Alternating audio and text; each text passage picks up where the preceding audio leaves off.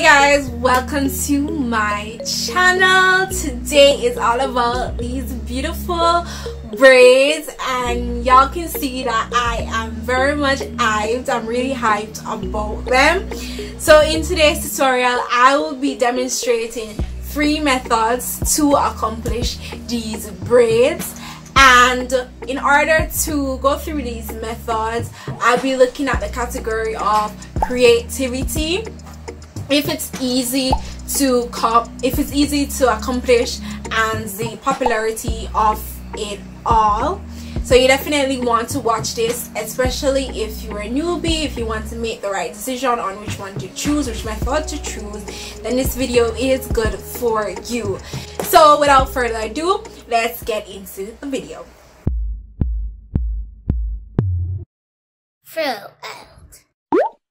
The first aspect that we are going to be looking at is creativity, which creativity is important in the sense of what each individual method focuses on.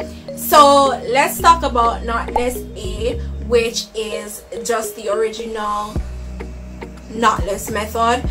Well, in order to accomplish this method, you definitely need to pay attention to the base of your hair, as well as the size of the braiding hair in which you will be using. So if you have a big base portion, you want to take a good portion size of braiding hair to accommodate or to make it be equal proportion, basically, to accomplish the style.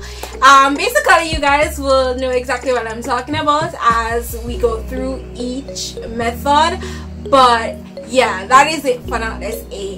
Knotless B now is similar to Knotless A in accomplishing, which you have to focus definitely on the base of the braid, base of your hair, sorry, as well as the size of the braiding hair.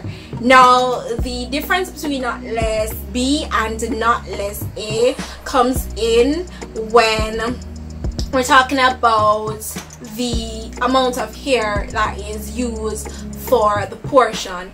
For Knotless A, you have to use numerous braids, and you have to add in the braids basically. And for Knotless B, you do not need to do that. It's just one add-in and that is it. And I think this is what makes me I like Knotless B, because it's just one add-in of hair, base color to basically, and that is it in comparison to Knotless A. But they basically focus on the same thing. They focus on the base and the size of braiding hair used. Let's talk about Knotless C. So Knotless C only focuses on the size of your hair. So if you are braiding your natural hair, whatever or how you braid your natural hair is basically how you install or how the braiding hair for this knotless method will come out.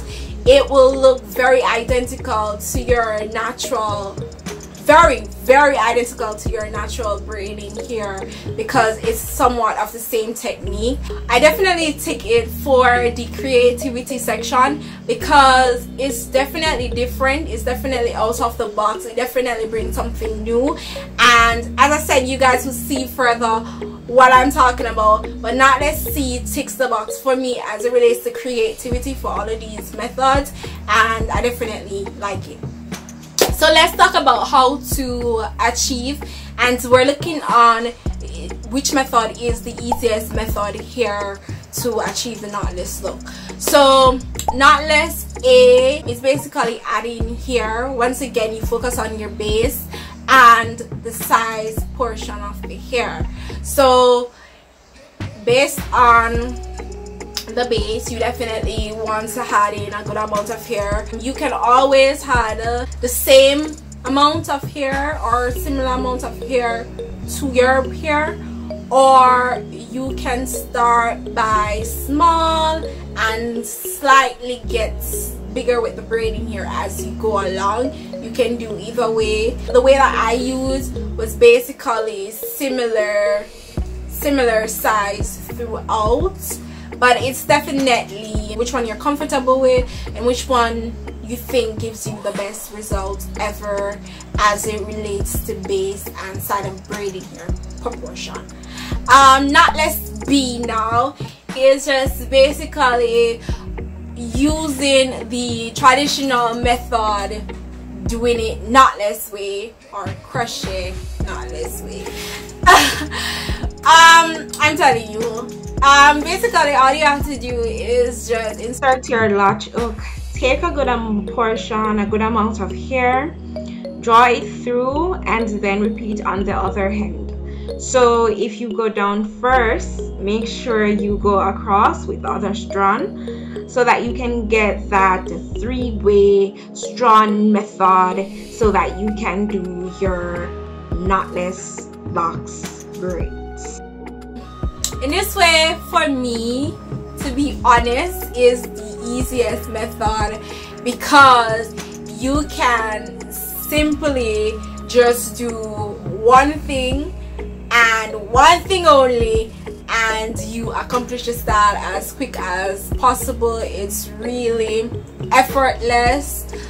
There's really not much to it. The most that you need is to know that, okay, because of the base is thick, this is the portion of the hair that I would use to accomplish this style and stuff. So you have to know the size, the amount of hair you want to use in that area, and then split it in two to accomplish the look. That's all you definitely need for this method. You don't need anything else.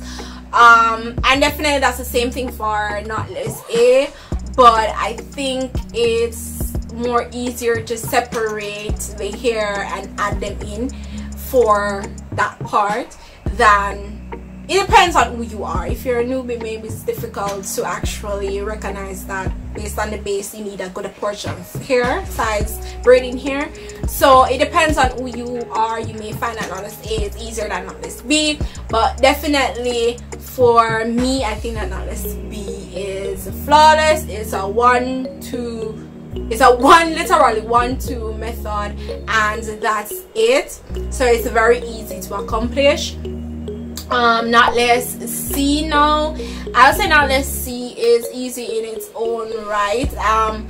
It's easy for persons who can't really get the technique of adding in the braid in, but it's difficult in the sense that it takes too long. It's not even difficult, it just seems like something's gonna take for too long to accomplish. Like you have to push in a little crochet, take out the crochet. It's just, you know, seems a little bit too much, but it's definitely win on the creativity side. But when it comes on to easy, it may be a bit difficult or a bit bothersome to some individuals. Once again, you crochet in the braiding hair throughout until you feel that it's a good portion and you get the thickness that you want, and it definitely looks natural, it definitely looks neat, and I like it. I really love the method, to be honest. But if you talk about easy, I definitely think that knotless B would take over that portion. Let's go to our final segment, which is popularity. By no doubt, knotless A takes the lead for popularity. It just takes the lead. I mean, everybody's out here doing it. That's the method that everybody really chooses to do, and let's be honest, it's a really cool method and it's really easy to install. However, if you're doing it on yourself, it may be difficult in some areas.